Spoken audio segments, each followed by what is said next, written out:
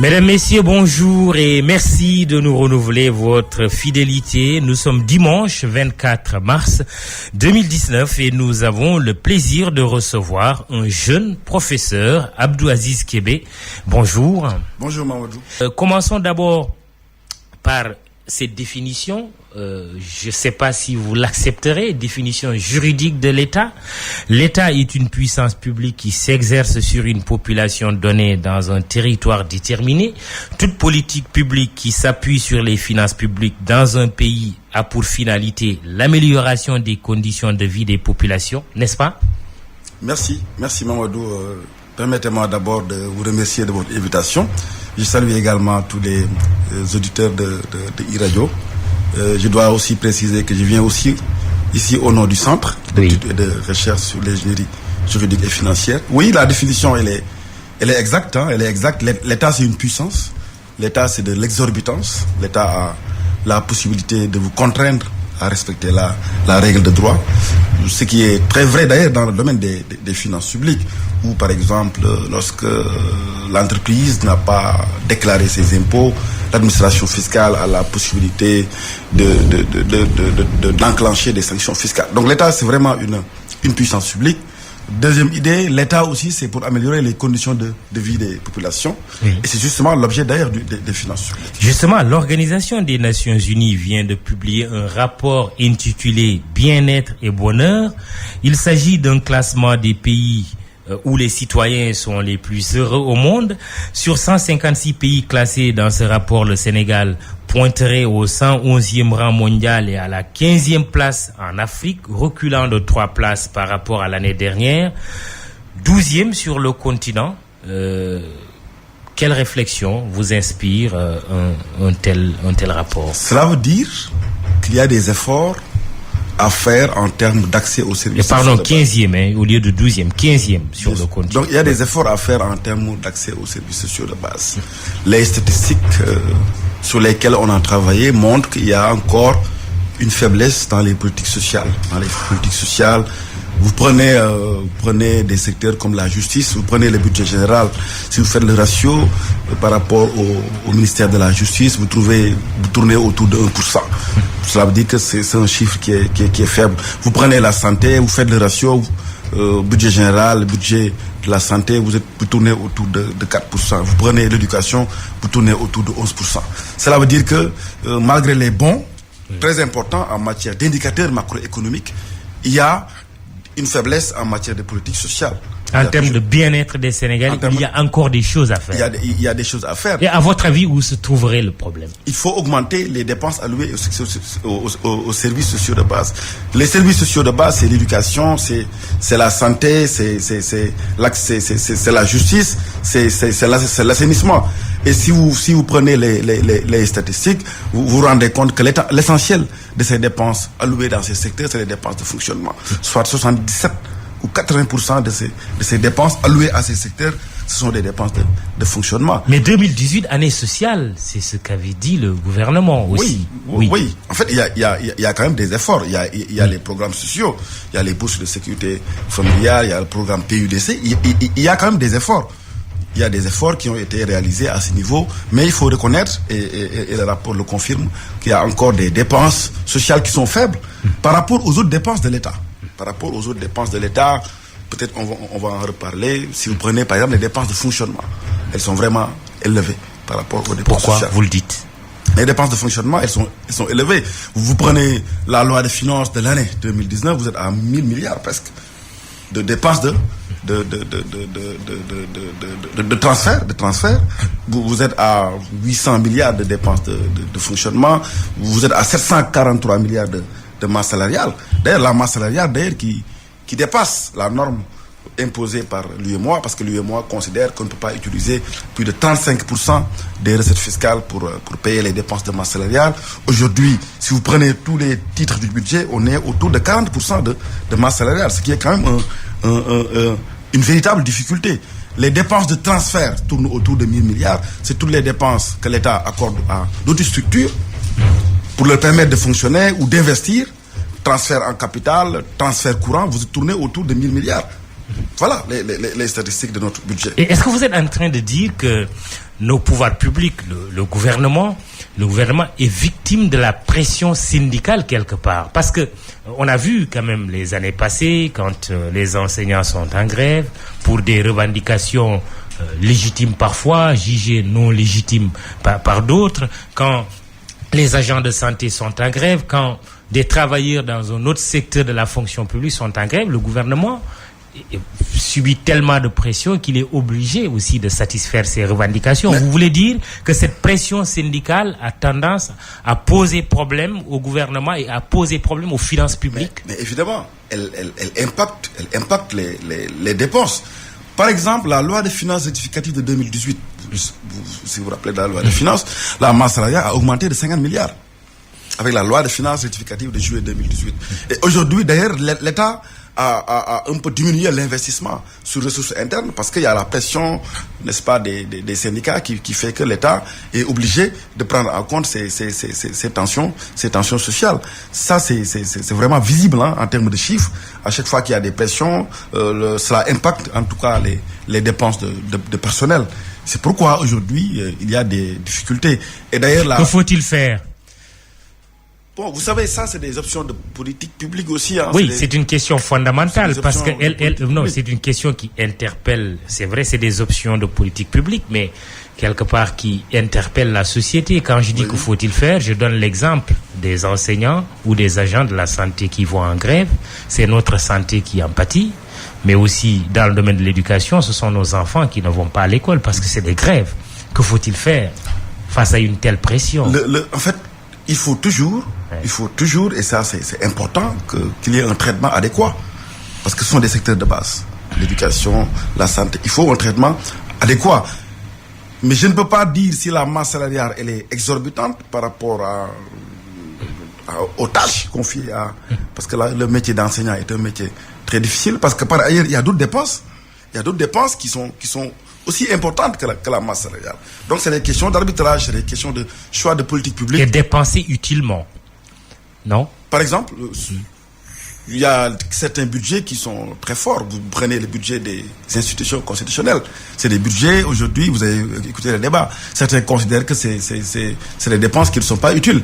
Bon, moi, je suis juriste, je ne peux pas juger de l'utilité ou non d'une dépense. Mais ce que je veux dire, c'est que les statistiques, par exemple, si vous prenez les statistiques, entre 2012 et 2017, c'est presque 1000 milliards consommés de crédits de fonctionnement et d'investissement répartis entre la présidence de la République, la primature, le Conseil constitutionnel, la Cour des comptes, le Conseil économique, social et environnemental, le Haut Conseil des collectivités territoriales.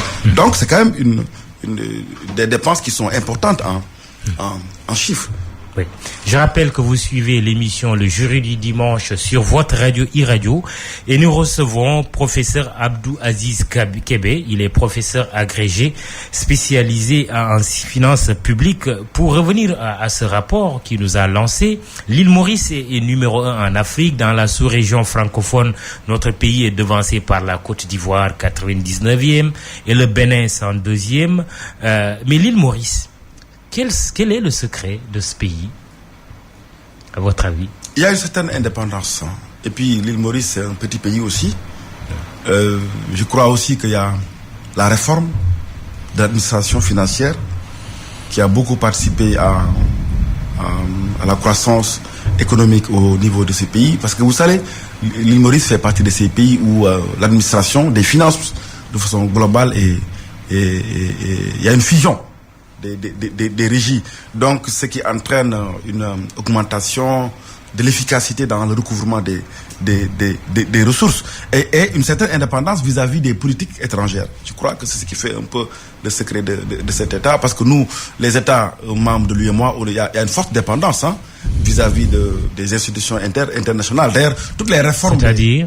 Toutes les réformes des finances publiques que nous exécutons actuellement, c'est des réformes impulsées par les institutions internationales, par les bailleurs de fonds. Le FMI, la Banque mondiale. FMI, oui. Il faut refuser. En tout cas, je crois qu'il faut avoir la juste mesure, quoi. La juste mesure, c'est quoi? C'est d'ailleurs ça l'option. Est-ce qu'on peut se passer des réformes préconisées par la Banque mondiale et le FMI? Les réformes, elles sont bonnes. Je crois que c'est moins les réformes, c'est plutôt l'exécution peut-être des réformes. Vous savez très bien que depuis 90, on est sous l'emprise des politiques d'ajustement structurel avec toute leur continuité. Mais on a eu de bonnes réformes posées, mais c'est dans la mise en œuvre que cela pose problème. Vous voulez dire que les programmes d'ajustement structurel tels qu'on les avait connus ne sont pas totalement morts?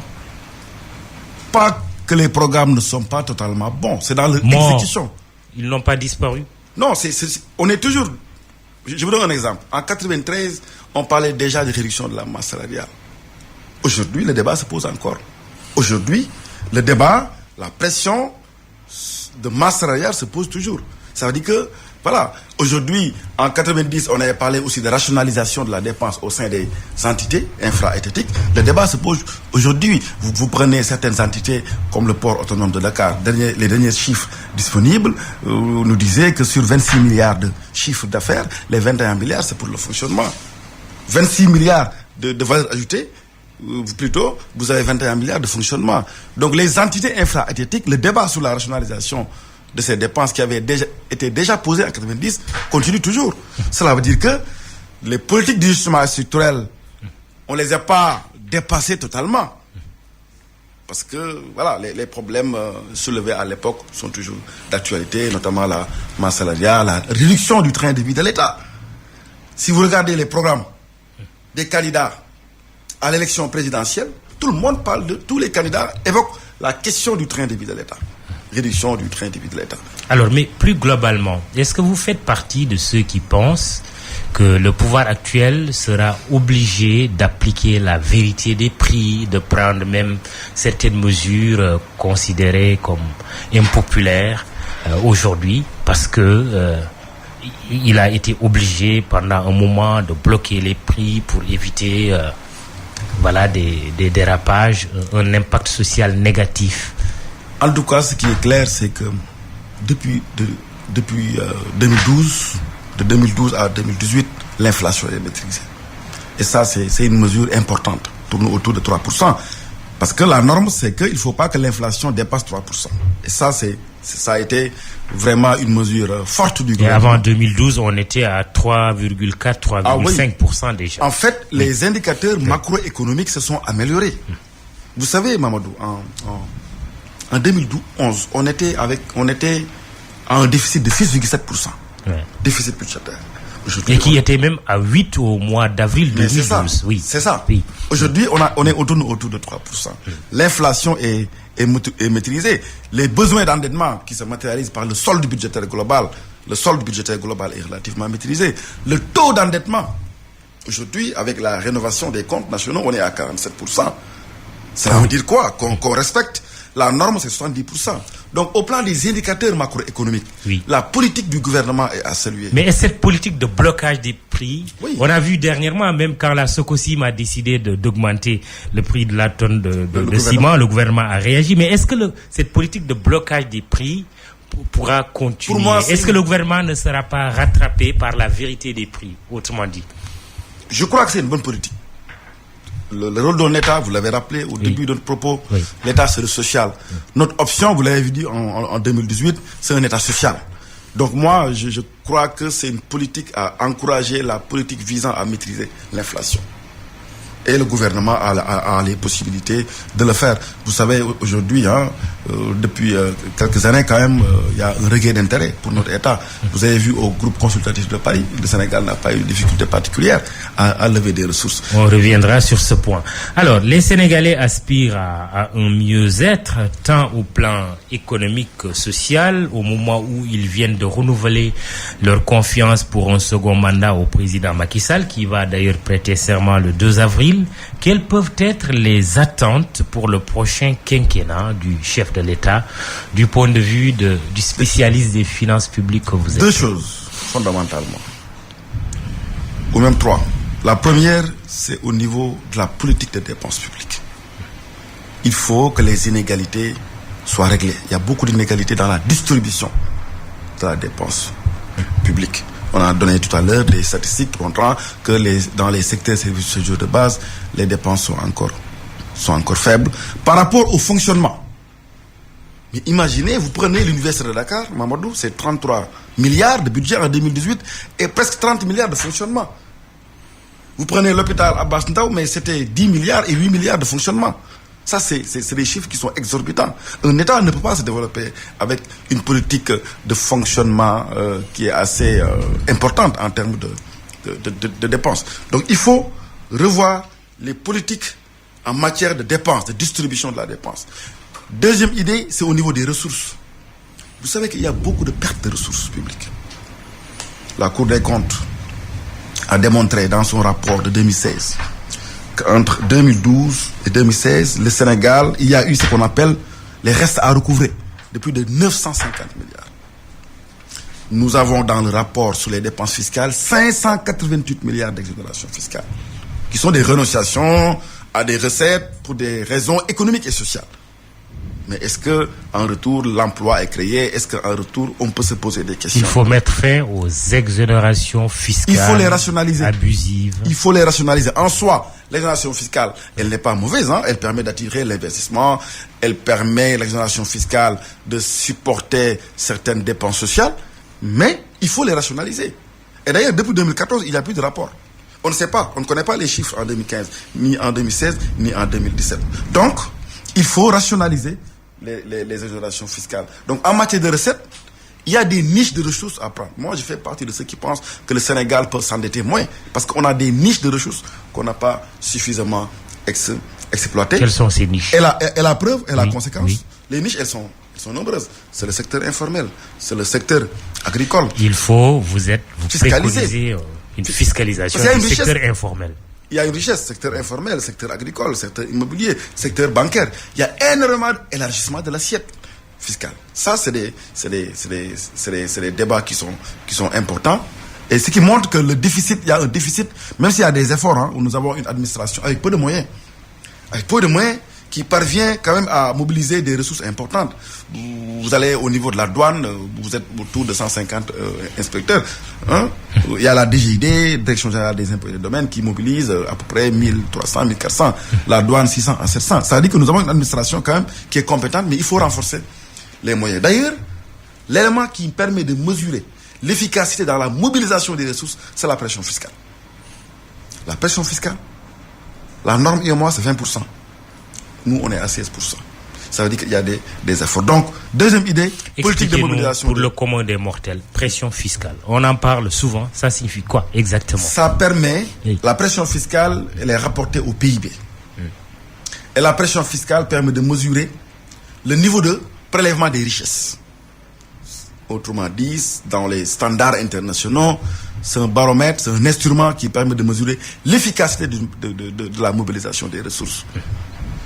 Quand vous êtes à 16%, ça veut dire que votre pression fiscale elle est faible. Le minimum international, la règle internationale, c'est 30%. Nous, on est à 16% derrière le Togo. Bon, quoique le Togo soit un État particulier parce qu'il y a une réforme, etc. Mais notre pression fiscale, elle est encore faible. Et on peut vraiment la rendre beaucoup plus performante, cette pression fiscale. Donc, distribuer davantage les dépenses en termes d'équité, mobiliser davantage les ressources, mais également il faut renforcer la reddition des comptes, la transparence. Il faut renforcer la reddition des comptes, il faut renforcer l'éthique. Oui. L'éthique au niveau de nos administrations. Qui est-ce qu'il faut taxer? Les grosses fortunes? Certains vous diront oui. On a même entendu pendant la campagne, en tout cas dans le programme de certains candidats, disent nous allons davantage taxer les riches sans pour autant tuer l'entreprise. Aujourd'hui, quelle est la situation et qui est-ce qu'il faut taxer?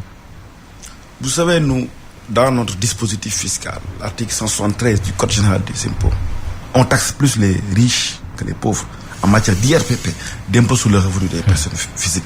Parce que vous avez des tranches. L'IRPP est calculé en fonction de tranches. Si vous gagnez entre 0 et 630 000, le taux est de 0%. Entre 630 000 et 1 500 000, le taux est de 20%. Entre 1 500 000 et 4 millions, c'est 30%. Entre 4 millions et 8 millions, c'est 35%. c'est 35%. Entre 8 millions et 13 millions 500, c'est 37%. Au-delà, c'est 40%. Au-delà, quel que soit votre revenu, c'est 40%, ce qu'on appelle le bouclier fiscal. Vous avez entendu, on a dit qu'en 2012, on avait réduit l'impôt sur le revenu. Ce qui est vrai. Parce que le bouclier est passé de 50 à 40. Oui. Et que les riches gagnent 10 points. Parce que maximum, c'est 40%. Donc, c'est pas un problème. Et le gouvernement explique ceci, parlant de sa politique fiscale. L'objectif était de libérer au maximum le potentiel des forces économiques tout en relevant de 5 points le taux de l'IS afin de le porter à 30%. Parce que sous le régime du président Wade, on était à 25%. Un moment, on était à 33%. Il y a eu une réduction à 25%. Le gouvernement du président Macky Sall est passé à 30% pour l'IS. Pour résumer, je cite toujours le document du gouvernement, le projet de budget 2019, il s'agissait de moins taxer le capital au sens économique du terme, entendu comme l'ensemble des moyens de production, pour mieux taxer les revenus du capital, en l'occurrence les bénéfices soumis à l'ISS. D'où ma question, qui est-ce qu'il faut taxer? Les deux. Mais en réalité, ce que nous avons, en réalité, la réalité des chiffres, nous avons une fiscalité qui risque d'être régressive. Parce que notre fiscalité, elle est forte sur la consommation. Je dis bien la consommation. Parce qu'il y a deux systèmes de taxation. C'est l'imposition directe et l'imposition indirecte. L'imposition directe, c'est par exemple l'impôt sur le revenu. Vous avez un revenu, vous payez un impôt. L'imposition indirecte, c'est l'impôt de la dépense. Nous avons, si vous avez 1500 milliards de recettes fiscales, 70%, c'est des recettes tirées de la consommation. C'est pourquoi votre question, elle est pertinente. Ça veut dire quoi? Autrement dit, la pression fiscale, elle est forte sur les ménages. Et qu'il faut aller dans le sens d'un équilibre de pression fiscale. Forte sur les ménages, moins forte sur les entreprises. Moins forte sur les entreprises. L'IS, l'impôt sur les sociétés, vous allez voir en termes de statistiques, est payé par un groupe d'entreprises. Donc il y a beaucoup d'entreprises qui ne payent pas l'IS pour des raisons que vous connaissez, la fraude fiscale, l'évasion fiscale. Mais au-delà des entreprises, il y a ce sentiment, est-ce qu'il correspond à la réalité ou pas, qu'ont beaucoup de Sénégalais, c'est que les plus riches bénéficient le plus de privilèges. Est-ce que c'est le cas? Non, j'ai dit tout à l'heure que si vous prenez le code général des impôts, impôts sur le revenu des personnes physiques, vous allez voir que plus votre revenu augmente, plus on vous taxe. C'est ce qu'on appelle la progressivité. C'est ça la progressivité. Plus votre revenu augmente, plus on vous taxe. L'administration fiscale a tous les moyens pour taxer les riches. En fait, ce que je veux dire, on n'a pas besoin de créer un impôt spécifique sur la fortune pour ça. Ce n'est pas la peine. L'administration a la possibilité de vous taxer selon les éléments de train de vie. L'administration a la possibilité de faire ce qu'on appelle l'examen de situation fiscale personnelle. Donc, on a un dispositif fiscal qui est là.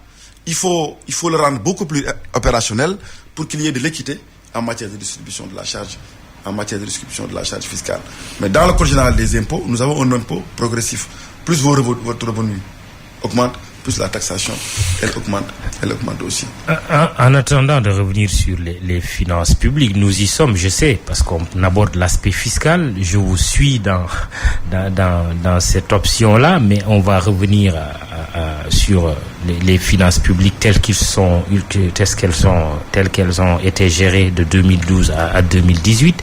Mais est-ce que l'engagement politique, maintenant c'est la dimension politique, qu'on observe au sein de l'administration fiscale, est une bonne ou une mauvaise chose par rapport à la performance de l'État dans le domaine de sa politique fiscale? Une chose est claire, Une chose est claire, parce que vous savez, aujourd'hui, les finances publiques constituent une discipline qui traverse les frontières. En principe, au nom de l'éthique,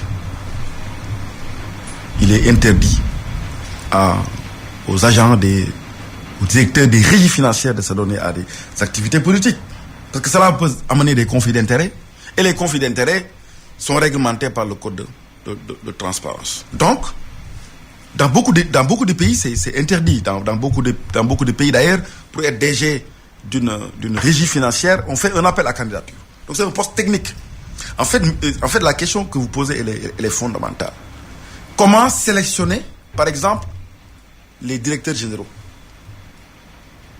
Dans beaucoup de pays, si vous allez au Togo, nous avons ce qu'on appelle l'Office togolais des recettes. Le commissaire de l'office est choisi sur appel à candidature. Vous savez, quand vous êtes choisi sur appel à candidature, vous avez un mandat. Vous n'avez pas forcément le temps de se donner à des activités politiques. Donc, pour des questions d'éthique, pour des questions de transparence, il est préférable que lorsque vous avez occupé des fonctions de direction assez sensibles, que l'intéressé ne puisse pas s'adonner à des activités politiques. C'est ça mon position sur ça. Est-ce que cet engagement politique peut avoir un impact négatif sur l'efficacité, la performance de nos régies financières, de notre administration fiscale? C'est selon, parce que j'ai pas d'éléments objectifs pouvant justifier. C'est un facteur de risque? C'est un facteur de risque, voilà, c'est un facteur de risque. Et le code de transparence interdit. C'est comme lorsque vous avez une fonction politique, en même temps vous avez une entreprise privée. Cela peut impacter, n'est-ce pas, la transparence. Parce que la transparence aussi, c'est interdire les cumuls de fonctions qui risquent de remettre en cause le principe de la reddition des comptes. Donc, c'est un peu ça l'idée. Professeur Abdou Aziz Kébé, invité du jury du dimanche, spécialisé en finances publiques. Les finances publiques sénégalaises sous Macky Sall, une de vos publications a porté sur le sujet pour la période de 2012 à 2018. 2012, fin des années Wade et début de la présidence Macky Sall. 2019, début du second mandat. Je parlais tout à l'heure de la prestation de serment du président Sall prévue le 2 avril. Quel est le bilan du président actuel en matière de tenue des finances publiques? Un bilan qui est mitigé. Un bilan qui valse entre progrès et regrets.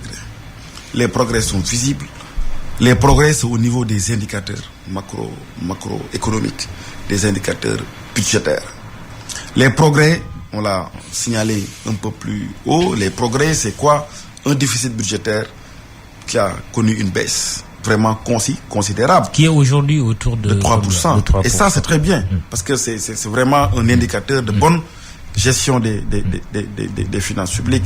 C'est quoi l'inflation qui est maîtrisée? La dette, quand même, vous savez, en 2000, on était à 78% d'endettement. 2000.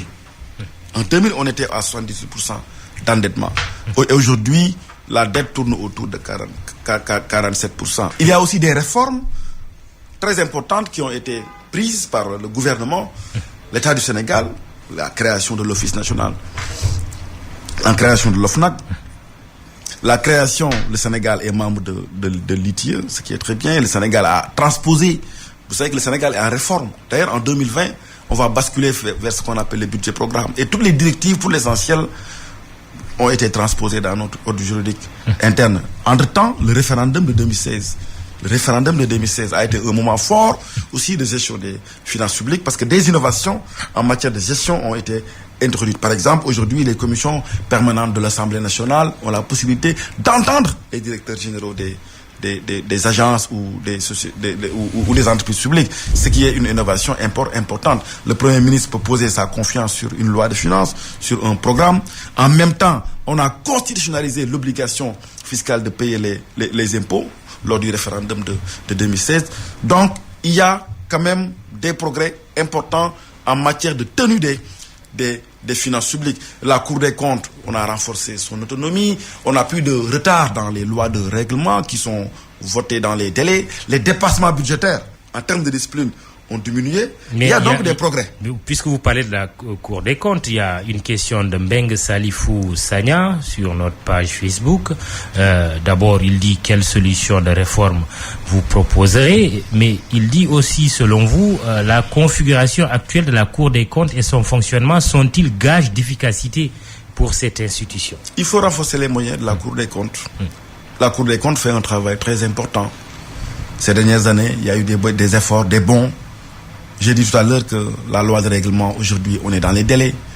J'ai dit tout à l'heure que l'autonomie de la Cour des comptes a été renforcée, mais les réformes doivent continuer en termes de recrutement de personnel.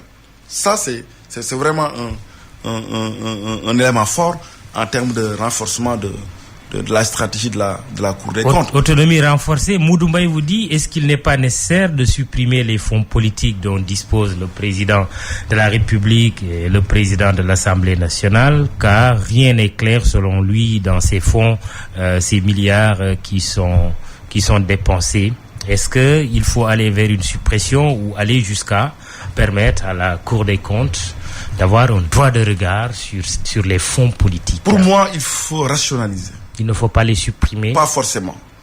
Vous n'êtes pas un partisan de la suppression? Non, pas forcément.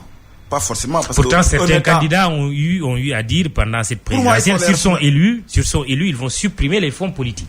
Vous savez, en France, je dis la France parce que c'est souvent... C'est exagéré, c'est risqué de le dire. Pour moi, il faut les rationaliser. Vous savez, en France, depuis 2001, ce qui a été fait, on a dit que désormais, pour les fonds spéciaux, c'est pour la primature. Et que il faut les contrôler. C'est ça, en fait, l'enjeu, c'est de les contrôler. Que la Cour des comptes, ici au Sénégal, ait ce pouvoir-là. Mais on a créé en France une commission qui composée de parlementaires, de juridictionnels, une commission qui avait pour objet de contrôler les fonds politiques. Et la grande question, ce sont les bénéficiaires des fonds politiques. Qui bénéficient des fonds politiques? La législation est silencieuse. Du coup, c'est des fonds qui échappent aux règles de base du droit des finances publiques, notamment une règle essentielle qu'on appelle la séparation de l'ordonnateur et du comptable. C'est des fonds qui sont gérés de façon discrétionnaire par le bénéficiaire, mais on ne connaît pas par le bénéficiaire ici l'institution, mais l'utilisation qui est faite n'est pas connue. Et ça pose véritablement problème. Et mieux, il faut renforcer le principe de la réduction des comptes au sein des membres du gouvernement. Vous savez, dans le même ordre d'idée, les ministres ne peuvent pas être jugés par la Cour des comptes, sauf faute de gestion, les ministres. Les ministres et les présidents des institutions constitutionnelles. Dans d'autres pays, les ministres sont jugés par la Cour des comptes. Portugal, Italie. Dans ces États, on considère que le ministre peut être jugé par la... À plus forte raison, le président de la République. Voilà. Oui, mais concrètement, vous voulez qu'on élargisse les pouvoirs de la Cour des comptes ou qu'il y ait une commission spéciale, comme cela se passe ailleurs? Les deux. Mais dans un premier temps, on peut créer une commission qui aurait la mission essentielle chaque année, même si la reddition des comptes peut être secrète dans un premier temps, mais une commission qui évalue, qui puisse vraiment nous dire comment l'argent de ces fonds politiques a été utilisé. D'ailleurs, l'expression caisse noire, fonds secrets, c'est des expressions qu'aujourd'hui qui sont bannies dans les grandes démocraties. On parle de fonds spéciaux en France, par exemple, et ces fonds sont contrôlés. Vous parliez de progrès en appréciant la gestion des finances publiques de 2012 à 2018, mais aussi de regrets. Oui. Quels sont ces regrets? Les regrets, c'est la distribution, déjà, on l'a déjà dit, dans les politiques budgétaires. Il faut plus d'équité en termes de dépenses, réduire les dépenses de fonctionnement au profit de l'investissement, même si l'investissement tourne aujourd'hui autour de 1300 milliards, même si l'investissement a augmenté, il faut davantage une meilleure redistribution des richesses en termes de dépenses. Il faut également mobiliser davantage les ressources. Mais l'autre regret, c'est qu'il y a une faiblesse. Il y a des limites en matière de transparence et de reddition des comptes. Limites en matière de transparence et de reddition des comptes, on peut donner plusieurs exemples. Vous prenez la déclaration de patrimoine. Le rapport de l'OFNAC montre que sur 800 assujettis, c'est la moitié qui déclare. Il y a des rapports qui ne sont pas encore publiés. La Cour des comptes, par exemple, aujourd'hui est en retard dans la publication des rapports. Depuis 2014, il y a des rapports qui ne sont pas encore publiés. Il y a des retards dans les rapports sur les dépenses fiscales. 2015, 2016, 2017, ça c'est un problème de transparence. Vous savez, Mamadou, aujourd'hui, en matière de finances publiques, l'information financière doit être banalisée. Mais l'Assemblée nationale est là aussi pour faire ce travail. Oui. Vous avez travaillé sur le sujet de l'Assemblée nationale en tant qu'institution de contrôle de l'action gouvernementale, y compris des finances publiques. L'Assemblée a tous les moyens, juridiquement, mais techniquement, il faut que l'Assemblée soit davantage accompagnée en termes d'expertise. Vous savez, les finances publiques constituent une discipline technique. Il y a le programme des assistants parlementaires qui est lancé, mais ce n'est pas suffisant. Vous savez, dans certains pays, au Bénin, par exemple, en 2014, les députés ont saisi la Cour constitutionnelle du Bénin pour dire que le budget avait été voté dans des conditions qui ne sont pas transparentes. Parce qu'il y a la possibilité, chaque année, pour les députés, de prendre la loi de finances, comme toute loi, et de la déférer au niveau du Conseil constitutionnel. Ce qui n'a jamais été fait dans notre histoire constitutionnelle et financière. Jamais les députés nous saisissent par voie d'action à titre principal le Conseil constitutionnel pour lui dire, monsieur le juge, cette disposition n'est pas conforme à la loi organique, cette disposition n'est pas conforme à la Constitution. Je parle de la loi organique parce que dans beaucoup de pays, la loi organique fait partie du bloc de constitutionnalité. Donc, il faut renforcer les moyens de l'Assemblée nationale parce que l'Assemblée nationale, d'ailleurs en 2016, on a renforcé ses compétences, évalue les politiques publiques. Est-ce que l'Assemblée nationale a le pouvoir aujourd'hui tout simplement de saisir oui. Il faut plutôt une réforme dans ce sens. Non, pour la saisine, c'est un contrôle de constitutionnalité. C'est comme toute loi. Oui. Mais en réalité, il n'y a pas de débat de finances publiques. Vous savez, en période électorale, souvent, vous voyez le Conseil constitutionnel qui est saisi. C'est dans les mêmes conditions. Cela veut dire quoi? Une loi de finances, avant son entrée en vigueur, on peut la déférer devant le Conseil constitutionnel. Ça permet à une démocratie d'avancer. Vous savez, en France, depuis 1974, presque toutes les lois de finances ont été déférées. Et cela a créé des débats. D'ailleurs, l'impôt sur la fortune fut contesté en France par les parlementaires. Et dans le principe, cela peut se faire au Sénégal aujourd'hui. Bien sûr. Les fondamentaux de la politique budgétaire depuis 2012, vous l'avez effleuré un peu tout à l'heure en parlant de regrets. Pourtant, le gouvernement dit ma politique budgétaire repose sur ce que j'appelle réparer, relancer, redistribuer. Le pouvoir du président Sall est-il parvenu à cet objectif au regard de la situation actuelle des finances publiques? Pas totalement. On a réparé. Relancer, redistribuer. On a réparé. Oui. Ça, on l'a dit tout à l'heure. On a vraiment réparé et ça, c'est très important. On essaie de relancer et de redistribuer. Mais dans la redistribution, je vous ai montré tout à l'heure des statistiques qui montrent qu'il y a des inégalités. Dans la mobilisation des ressources, il y a des inégalités. Et l'autre regret, c'est la transparence et la reddition des comptes. Il faut qu'on arrive, Mamadou, à un système où la reddition des comptes devrait être banalisée. Pourquoi la déclaration de patrimoine n'est pas publiée? Pourquoi la déclaration de patrimoine n'est pas publiée? Elle n'est pas rendue publique. Elle est encore confidentielle. Au Niger, c'est dans le journal officiel. Dans beaucoup de pays, au Burkina, à côté. Vous tapez tout de suite déclaration de patrimoine de n'importe quel ministre, vous l'avez en ligne. Mais nous, notre déclaration de patrimoine reste secret. Et même dans certains pays, déclaration à l'entrée, déclaration à la sortie. C'est prévu dans notre législation. Mais le problème, aujourd'hui, les citoyens veulent connaître le patrimoine déclaré. C'est ça l'enjeu. L'enjeu, c'est de connaître le patrimoine déclaré. Et dans beaucoup de pays en Afrique aujourd'hui, c'est une déclaration. D'ailleurs, j'ai jamais compris, la déclaration de patrimoine du président de la République est connue. Alors que la déclaration de patrimoine des autres ministères, des autres ministres et des présidents d'institutions constitutionnelles reste pas connue. Ça pose vraiment des difficultés en termes de transparence. Quelles sont les perspectives alors pour les 5 prochaines années équivalent au second mandat du président Sall? Est-ce qu'elles sont rassurantes? Ce qui est clair, c'est qu'il faut continuer la dynamique au plan économique, au plan des indicateurs macro-budgétaires. Mais il faut des réformes, des véritables réformes de gouvernance. C'est-à-dire? Il ne faut plus que les rapports des corps de contrôle ne soient pas suivis d'effet. Parce que l'OFNAC fait son travail et donne des recommandations. Il faut que ces recommandations soient suivies d'effet. Il y a encore des réformes constitutionnelles à faire, malgré le référendum de mars 2016. Vous savez, on peut toujours renforcer des réformes constitutionnelles. On peut augmenter l'ancrage constitutionnel des finances locales. Aujourd'hui, les collectivités territoriales, c'est vraiment un chantier de réforme. Vous avez 599 collectivités territoriales avec 158 milliards de ressources en 2017, ce qui est extrêmement faible. Dans beaucoup de pays, la réforme des finances publiques locales passe par la Constitution. C'est le cas, par exemple, dans la République démocratique du Congo. Il faut des réformes. L'acte 3, en cela, est-il une réussite, un échec? Sur le plan institutionnel, l'architecture est intéressante, mais l'acte 3 a entraîné beaucoup de difficultés aussi, il faut le dire. Vous savez, il y a au moins 385 communes rurales, devenues donc des communes qui n'ont aucune capacité fiscale. C'est-à-dire que l'essentiel des recettes collectées, j'ai dit 158 milliards, l'essentiel des recettes reste collecté au niveau de Dakar.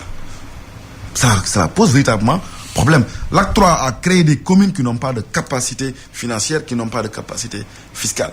La réforme au second mandat, c'est la réforme de l'administration Le président de la République l'a rappelé lors du groupe consultatif de Paris en disant qu'il faut aller encore en profondeur au niveau des réformes. Il faut réformer notre administration. Il faut qu'il y ait plus d'éthique.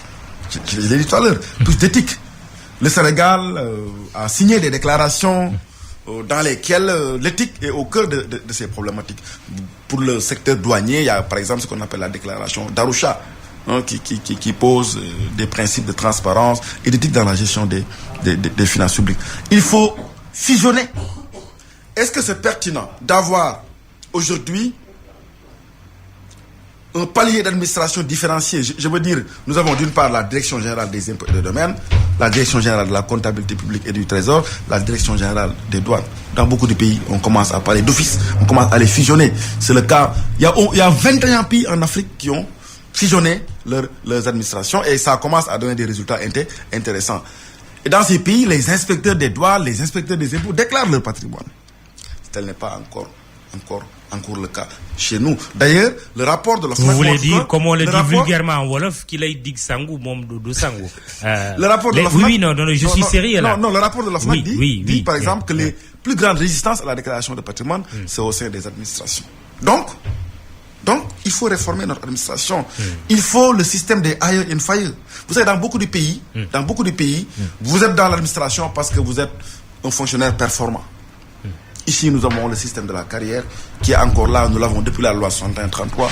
Il faut aller dans le sens de réformer ce système-là. Si vous permettez, petite parenthèse, notre technicien vous demande de vous rapprocher du micro. Si vous permettez, petite parenthèse, puisque nous parlions des collectivités locales, les élections locales sont prévues en décembre 2019. Certains préconisent l'élection des maires au suffrage universel direct. Oui. Vous êtes pour ou contre? Pour. Vous êtes pour? Pourquoi? Ça renforce la démocratie. En quoi? Oui, parce que pour moi, le suffrage direct, c'est ça, non? Votre question? Oui. Pour moi, c'est l'expression la plus visible d'une démocratie vivante. Et que au niveau des collectivités territoriales, il faut avoir des hommes forts. Parce qu'aujourd'hui, dans l'option de l'acte 3, c'est la territorialisation des politiques publiques. On va vers ça. Territorialisation des politiques publiques, c'est l'option de l'acte 3. Pour moi, il faut renforcer le suffrage au niveau local, mais surtout renforcer les moyens financiers. Et il est possible de le faire là pour ces élections locales à venir? Ça va être compliqué, parce que, bon, vous savez, c'est d'ici à quelques mois. Mais je crois que c'est des débats de perspective qui sont très intéressants dans une démocratie. En couplant ces locales avec des législatives qui seraient anticipées. Moi, je crois qu'il faut peut-être respecter le calendrier républicain. Vous n'êtes pas partisan de la dissolution de l'Assemblée nationale? La dissolution, pas forcément. Pas forcément de dissolution de l'Assemblée nationale. Revenons à notre sujet favori ce matin sur e-radio. Le jury du dimanche, je rappelle, reçoit professeur Abdou Aziz Kébé, spécialiste des finances publiques. Alors, budget 2019, on est à plus de 4 000 milliards, 4 071 milliards, contre plus de 3 774 milliards pour 2018, soit une hausse de 297 milliards en valeur absolue et 8% en valeur relative. En 2012, le Sénégal était à un budget de 2300 milliards, disons, on arrondit. L'augmentation du budget de l'État ou d'un État est-elle un signe de bonne santé financière ou pas? Vous savez, de toutes les façons, les budgets naturellement augmentent pour plusieurs raisons, d'année en année. Mais un glissement annuel, c'est autour maximum de 300 milliards de ressources supplémentaires. Bon, ce qu'il faut dire, c'est que l'effort de mobilisation, surtout des ressources extérieures, est important. L'effort est important. Au titre des conventions signées, si vous regardez la loi de finances, entre 2014 et 2019, on est presque à 6 000 milliards. Vraiment, notre gouvernement est très performant en matière de mobilisation des ressources externes. Et d'ailleurs, les taux d'intérêt avec lesquels notre État négocie aujourd'hui, ces taux sont très intéressants. L'eurobond de 2018, vous savez, c'est des taux de 4,75. Là où on avait des taux de 9%, aujourd'hui on est à des taux de 4,75 avec une maturité beaucoup plus longue, souvent de 30 ans. Ça veut dire que quoi? La politique de mobilisation des ressources, surtout externes, elle est très intéressante, elle est très dynamique. elle est très performante. Que voulez-vous dire des ressources externes? Je donne juste un exemple. On sait que là, on va comment dirais-je, lancer la phase 2 du PSE. Oui. Le gouvernement est parti solliciter auprès des partenaires financiers et techniques le financement de cette phase 2. 4 684 milliards pour, à l'arrivée, 8 093 milliards francs CFA. Pourtant, il y a des gens qui pensent que pourquoi ne pas mobiliser davantage la diaspora, pourquoi ne pas privilégier l'épargne nationale, pourquoi ne pas lever des emprunts dans l'espace sous-régional, plutôt que d'aller tout le temps vers le groupe consultatif de Paris. Quel est votre sentiment? Mon sentiment, c'est qu'il faut utiliser tous ces leviers de financement.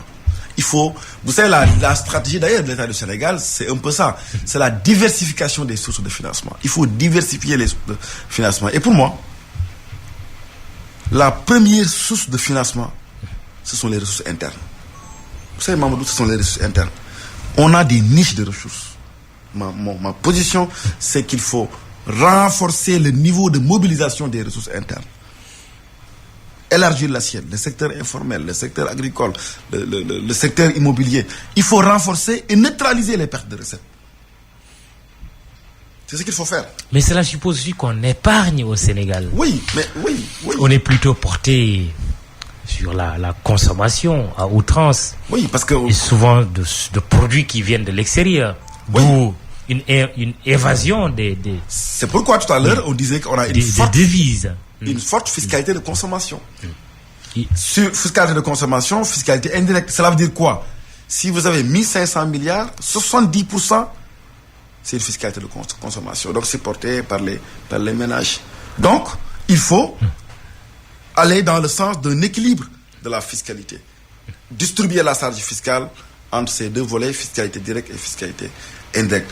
Mais le niveau de mobilisation des ressources externes est intéressant. Ça montre aussi que le Sénégal, quelque part, a un bon cachet à l'international. Je sais qu'il y a énormément de questions de nos auditeurs, aussi bien par le biais de WhatsApp, des vocaux nous ont été envoyés, mais aussi des questions sur notre page Facebook. J'essaie un peu de faire une synthèse de toutes ces interpellations en posant directement les questions à professeur Aziz Kébé. J'espère, chers auditeurs et internautes, que vous ne serez pas déçus de cette démarche, mais j'essaie quand même de tenir compte de vos préoccupations.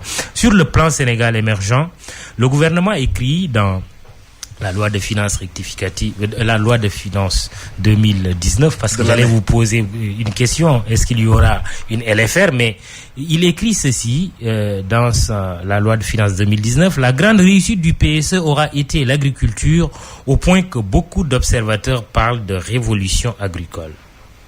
Oui. Moi, je crois qu'il y a des efforts. Commentaire, il y a des efforts.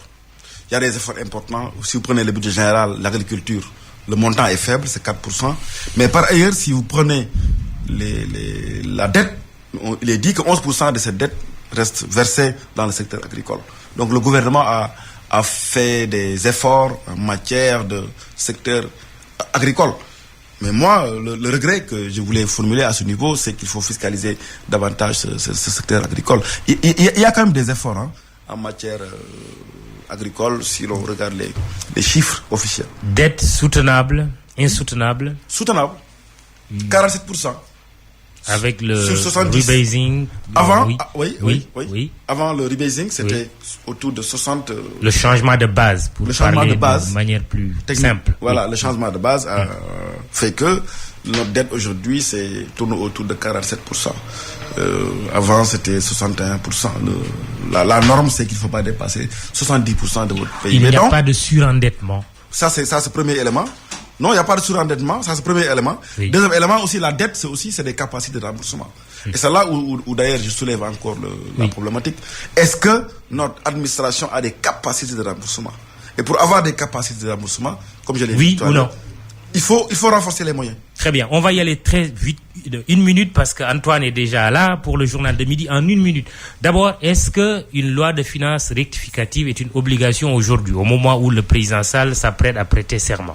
Bon, si on considère que les prévisions ne sont pas bonnes, si on considère qu'il y a des charges nouvelles C'est ça une loi de finances.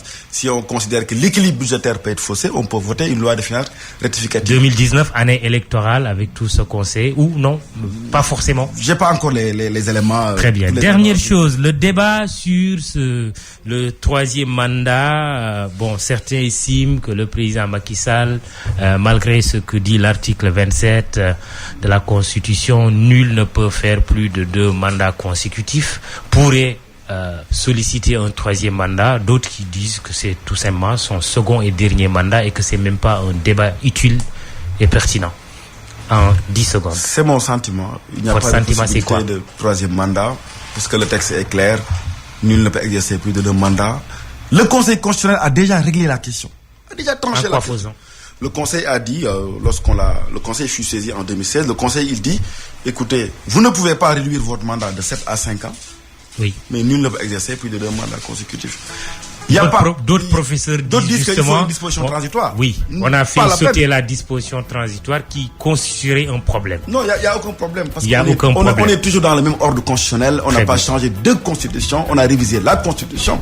Donc, et puis, il n'a jamais été question en 2016 de nombre de mandats consécutifs. En 2016, il a été surtout question de la durée. Très bien. Et pour rappel, le président Macky Sall, juste avant l'élection présidentielle 2019, a dit que s'il était réélu, qu'il ferait son second et dernier mandat. Émission Le Jury du dimanche qui a eu le plaisir de recevoir professeur Abdou Aziz Kébé. C'est le premier Sénégalais agrégé CAMES avec comme spécialité les finances publiques. Au micro, Mahmoudi Brakan, Aliou Diassé à la technique, à la vidéo, Barasso et Augustin Manda. Vous aurez la possibilité de regarder cette émission sur notre chaîne YouTube, mais aussi la chaîne de télévision ITV du groupe E-Média. Bon dimanche, rendez-vous dimanche prochain.